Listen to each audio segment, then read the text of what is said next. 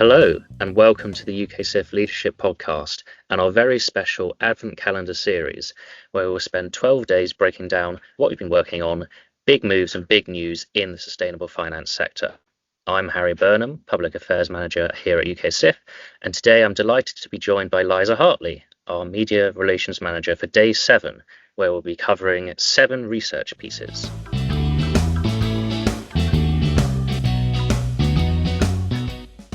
Hello. Hi, Harry. Thanks for having me. Thank you very much for joining us, Liza. So, 7 research pieces. What were they? Well, we kicked off the year with the 4 Financing the Future reports, and we released those once every month. And these were really big reports for us. This was the result of a lot of work. And it coincided actually with the time when I had just joined the organization. And I think you had joined us, 3-4 months prior. So I sort of walked in and there were suddenly these reports that needed launching. On day 2 or something, you were meant to pick it up and start running with it. And God, what a huge resource to walk into, and it was really fantastic. So they were 4 reports. They looked at 4 different sectors, and those sectors were energy, transport, housing, and then financial services. Now, financial services, that makes a lot of sense. That's our bread and butter here at UKSIF. But with the energy report, the transport report, the housing report, this was kind of new territory for us. We were looking at policies and some key measures that we were asking government and policymakers to consider that were low cost or no cost, that we were arguing would help drive private finance into these sectors. And why did we choose those sectors? Well, because those are the highest emitting sectors. So if you want to make the biggest dent possible and get the most bang for your buck, those are the sectors that you need to be looking at. So 3 real economy sectors and obviously financial services. And we released those. So energy was released in February, transport was released in March, housing was released in April, and then the financial services report was released in May. And you can find the Financing the Future reports all on our website under the policy page.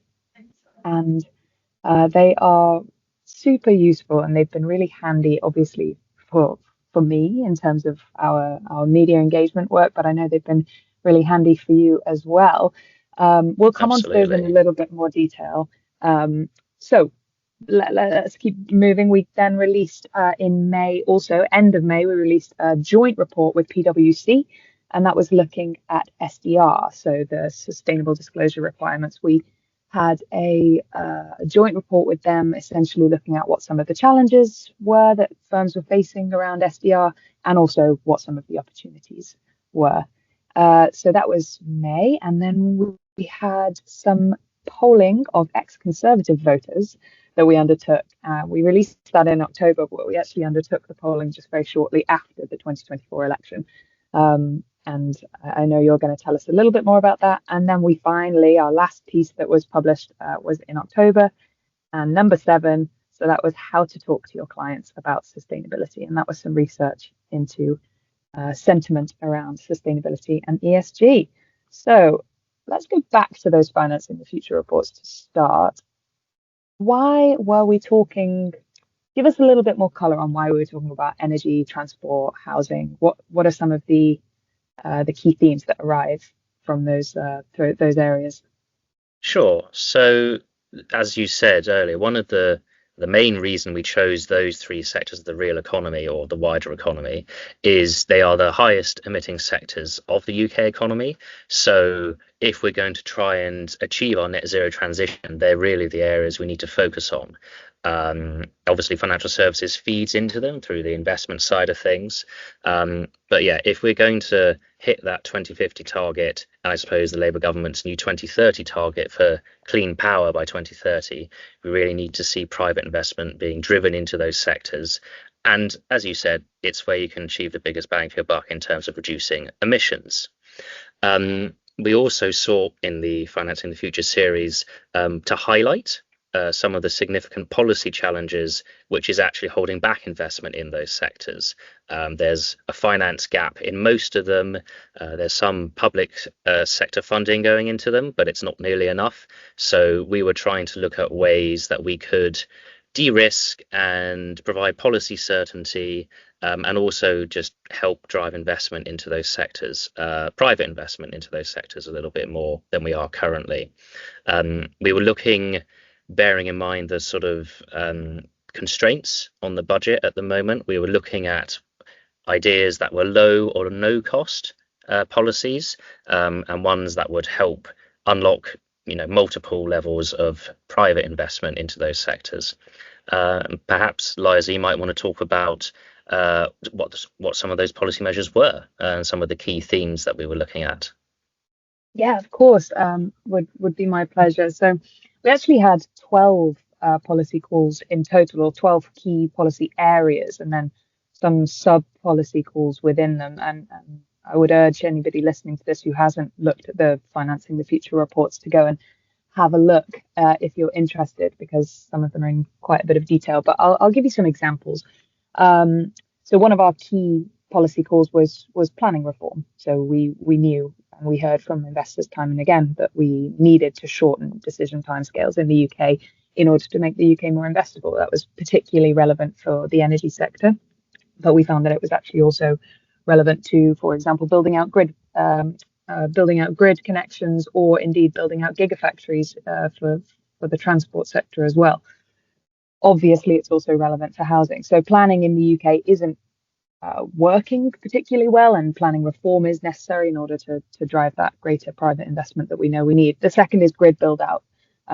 So again, it can take something like a decade to actually get a grid connection for an energy project. So bringing something like an offshore energy project online and actually getting that energy to the homes and businesses where it's needed is far too difficult. It takes far too long. So that's no longer a compelling investment proposition. So yeah, and there's a difference, isn't there? It takes, what was it, something like 2 years to actually physically build these assets, these energy generating structures, but the planning and the grid can take 10-15 years. And if you're an investor looking to invest anywhere in the world, you're going to look for something that doesn't take 10 to 15 years before it actually starts making you money. Exactly. It's a very, very rare thing to have money that's that patient, and it's driving investment abroad. Okay, a few more examples. We also had some suggestions from investors and big players in the transport sector that investment prospectuses in advance for gigafactories would be hugely helpful. We know in the UK we've got a real dearth of gigafactories compared to some of our neighbours like France and Germany, who are doing a much better job for anybody who needs it. Gigafactories refer to the electric battery factories for EVs and other sort of, they don't just refer to EVs actually, but that's typically what they refer to. And we need to catch up. The problem at the moment is that we don't have enough gigafactories, and in order to build some more out, we need to show that the UK is serious about this. And so one idea that we put forward was issue investment prospectuses in advance, identify sites where there are skilled professionals in existence, where you have the right resources, whether that's water connectivity, or sort of the existing skills base in the area, and sort of direct investors' attention. Finally, it's the sort of thing. It's the sort of thing where if you're maybe looking at people who've got relevant skills, maybe oil and gas workers or existing auto workers, it's a sort of thing where you might want to focus investment on those existing industrial clusters. So you could be looking at Scotland or the northeast or northwest sort of thing. Yeah, that's exactly right. It's an opportunity, we thought, to build out areas that are at risk of becoming underserved. Especially if they lose some of their current industrial sort of sectors that are currently in operation, for example, oil and gas. One one idea is, well, okay, make that the priority area to build out new jobs, new sectors. And yeah, finally, I mean, there was plenty more, but we were also looking at energy efficiency standards for housing and also sector decarbonisation plans. And that was particularly relevant for transport because that was somewhere where we heard that investors were crying out for a bit of a direction and a bit of a top-down view of, well, what actually the direction of travel is, if you'll pardon the pun. So, Harry, what? Tell me more about what's happened since these reports have been launched. Yeah, so I think it's been actually a very good response. So the idea, as well as it being sort of low cost policy interventions, is that these were politically feasible. So if you're going to call for massive subsidies, if we wanted to, we could pump billions and billions into setting up gigafactories from the public sector, but it's just not realistic. It's not going to happen. So the idea was these were impactful but politically feasible, and I'm pleased to say that actually quite a few of our recommendations made it into various party manifestos. So actually going back to one of our conferences earlier in the year, me and James did a sort of panel talking about the manifestos, what they might mean for investors, but also looking at which policies of ours have been picked up, and it was quite broad pickup, and not just from, I guess, the more sort of likely candidates, the more left-wing leaning parties. We also had quite a fair pickup from the Conservative Party as well, which was pleasing to see. And I guess more significantly, since the election and the election of the Labour government, a few of our suggestions have actually made it into government policy, which is really good to see. So we're looking at things like the overturn of the de facto ban on new onshore wind projects. I think that's been in place since 2014, and something like only 2 wind projects had been built onshore in the UK since then, which is mad. But that's now been overturned, which is great to see. Also on energy, one of the things we talked about was reforming energy pricing mechanisms. So we're talking about things like contracts for difference. There was an auction round of the CFDs last year, auction round 5, where there were no bids for offshore wind projects because basically the funding for it was too low, didn't recognize inflation and other cost pressures that had come in since the previous round. The new government has increased the budget for auction round 6, which led to, I think, record levels of offshore wind projects being secured, which is really good news. The government is also consulting on changes to the planning system. So there's this big overarching document called the National Planning Policy Framework, the NPPF, which is the bane of many developers' lives. But they've set out how they're going to simplify that and make it a bit easier and quicker for people to actually get things built in the UK, and that covers energy and housing. And then also on housing, alongside the budget, we were very pleased to see that the government has set out a consultation on introducing a longer term rent settlement for social housing landlords. The problem there is they had very short-term settlements, sort of a year, maybe 2 years max, which means investors can't see the sort of forward outlook that they need to understand. Okay, so how long is it going to take to make our money back? That sort of thing. This gives them a lot more certainty over their revenues, basically, which will make it easier for them to do stuff off their own back, but also easier to attract more private investment, which they desperately need. So yeah, very good pickup from the policies we set out there, and I'm sure we'll be doing more stuff like that in the future. Now, Liza, Amazing alongside that, amount of impact to see. Yeah, it's yeah, a really such a win. Sorry, go ahead. sorry, we've got yeah, alongside the Finance in the Future series, as you said earlier, we also published a report on the Sustainability Disclosure Requirements, or SDR, which people in the industry will know a lot about. It's been talked about a lot over the last year or so. And we set out a report that we did with PwC on that. So what were some of the key takeaways from that research? Yeah, the SDR report, which we produced with PwC, focused sort of on 2 tracks. The first were the challenges, the second were the opportunities. And we sort of looked at some of the interoperability challenges, the uncertainty about the qualifying criteria and the standards for the labeling categories, some of the difficulties when firms are operating across different jurisdictions, alongside, even down to the tight timelines and the deadlines for compliance with the anti-greenwashing rule. But the opportunities and benefits were also set out, and the aim of the report was to give firms a really clear step-by-step guide for how to make the best of the SDR, and to really get those benefits in their full realization. And so there were 10 recommendations set out for firms. I'm not going to list them here because everybody should go away and read the SDR report. It is available for download on our website. But it was a very technical report, but it also, I think, was very digestible. So let's move on to the conservative polling, because this one really intrigues me. Can you share some of the key insights that we got from that study? Yeah, so this was a bit of an unusual one for us, I guess, moving away from policy recommendations into more sort of the raw politics of things. But we were really, really curious after the election about what motivated people who had voted Conservative previously in 2019, what motivated them to not vote again for the Conservatives in 2024.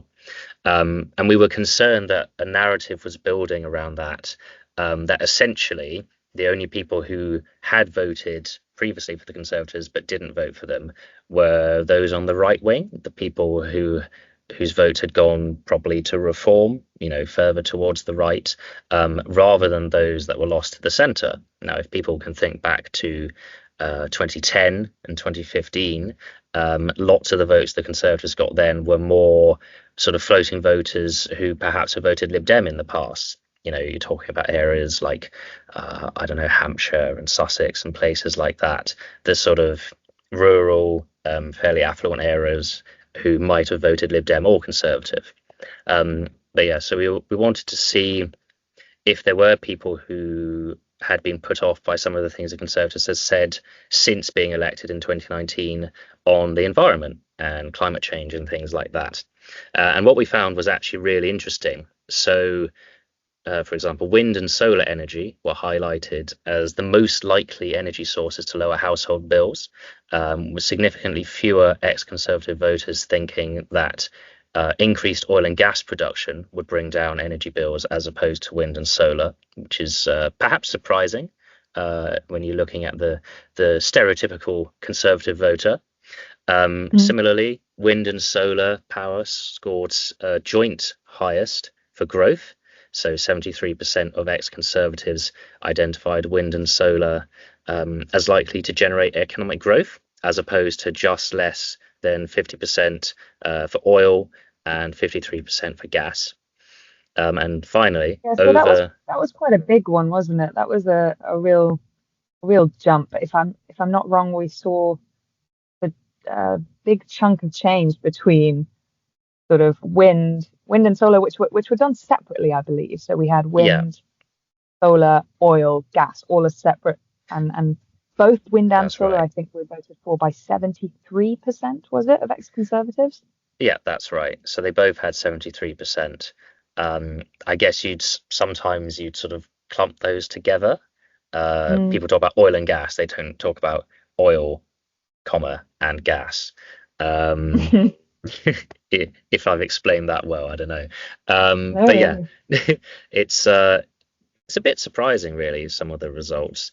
And another one, over a third of the people who didn't vote Conservative again in 2024 said they'd be likely to return and vote Conservative again if their record on climate change improved, as opposed to just 17% who said they'd be less likely. So the sort of narrative that we've heard, and some Conservative politicians decided was the way to go, is that they need to shift to the right. We saw Rishi Sunak, I think it was back in September last year, did that big speech where he overturned a few of their sustainability related policies talked about, was it pragmatic net zero? But it seems actually that turned off more voters than perhaps it infused.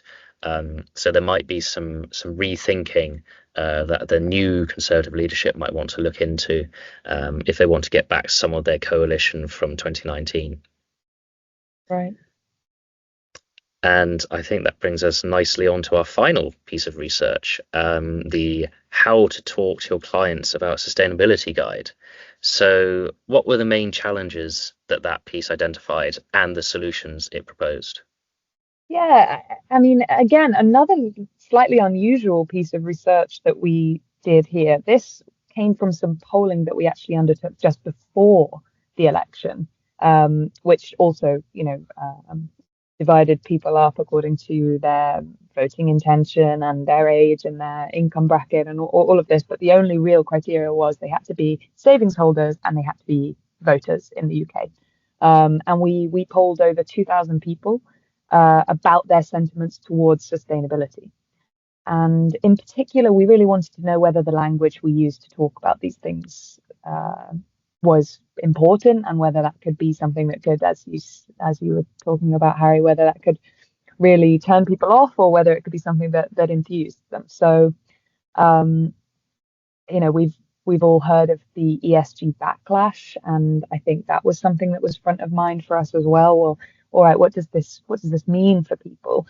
And especially given that firms are thinking increasingly carefully about the language that they use to describe their sustainability credentials, we wanted to know, well, do people understand what ESG means? And the answer is overwhelmingly public sort of perception and public understanding, familiarity with ESG is very low. It remains very low. It dwindles around 50% that have actually heard of it, and 50% say they've never heard of it. So, it's really not a kind of marketing term of choice. It's a useful term in industry for specialists, perhaps, but it's not one that gets cut through and salience with the public, we found. On the other hand, more common parlance language and commonplace phraseology like sustainable investment, responsible investment, scores much higher, both for familiarity and understanding, but actually also for trust. And people are more inclined to trust and feel favorably towards common language, common parlance, as opposed to what they see as jargon. And that informed the report, along with a few other kind of 5 best practice tips that we compiled. But essentially, one of the key takeaways of the report was plain speaking is the best approach, along with some other tips about know your anti-greenwashing rule and some practical advice for firms when they're communicating. But I would also encourage everybody to go and have a look at how to talk to your clients about sustainability. It is on our website as well. We also posted it to our LinkedIn, so if you can scroll back a little bit, you'll find it before too long. But that was our 7th and final research piece of the year. Yeah, well, thank you so much, Liza, and absolutely go and check out all of those reports. Very much worth your time. Sadly, I think that brings us to the end of our time today. Thank you so much, Liza, for joining me, and thank you for joining us on day 7 of the 12 days of UKSIF-mas. And don't forget to tune in tomorrow for day 8. Remember to like and subscribe to hear more from us soon. Thank you very much. Thanks, Liza.